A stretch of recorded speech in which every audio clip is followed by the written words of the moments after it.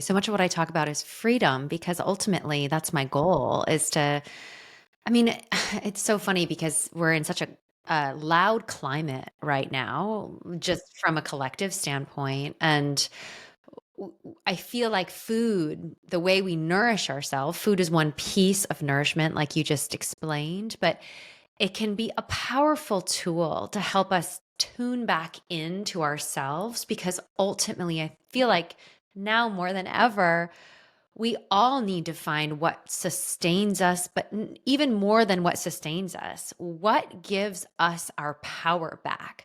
And that's about going inward. And to me, that always comes back to sovereignty, having freedom, not just around food, but like how do we tend to ourselves in a way where we're the ones in control? And I think that helps us step into our power so that we can be in this world as the change makers we're meant to be, because it's very chaotic right now. And so that's kind of like a roundabout way of Yeah. saying yes to all of what you said. It's not the food is my kind of entryway in. I've been in the food industry for over 25 years.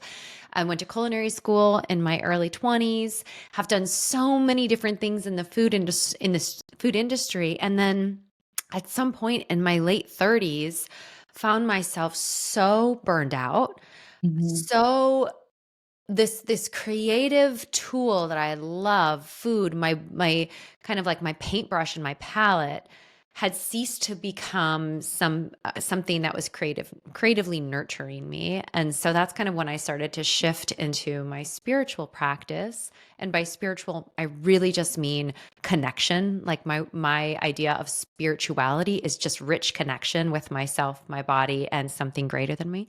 But that's kind of it in my late 30s, early 40s, found that shift. And then that brought me into my work now, which is Mind, Body, Spirit, Food. And that's my newsletter and podcast and forthcoming book. And that's exactly what you said. It's about exploring ways that we nourish ourselves so that we can be the fullest versions of ourselves, the fullest versions of who we're meant to be.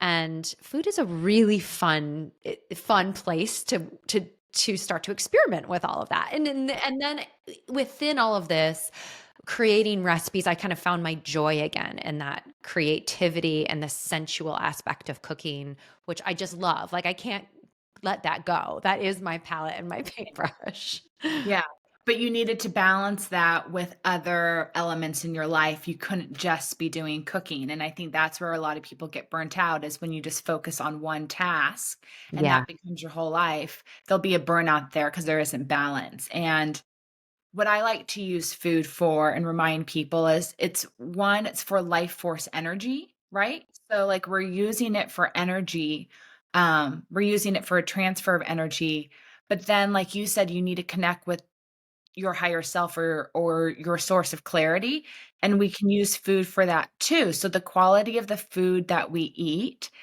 is gonna help give us mental clarity. So if you're eating a bunch of junk food, processed food, fast food, you're gonna feel numb and you're gonna be mentally blocked. Mm. But as you upgrade the quality and the intention behind the meals that you eat, you will naturally get more mental clarity. And so you'll be able to more easily make decisions to follow paths in your life that are the ones that are right for you. So I want to start by saying a lot of people will jump to the I must eat right. I must do this. I must cut out all of these things in my diet. And I want to be really careful here because what I'm not talking about is diet culture. I'm not talking about eating certain foods to look a certain way. I like to start really small and I like to take the what you're eating out of the equation to start. I like to focus when I'm working with clients and teaching on it's the how. Let's focus instead on the what, but it's the how. How are we going to nourish ourselves?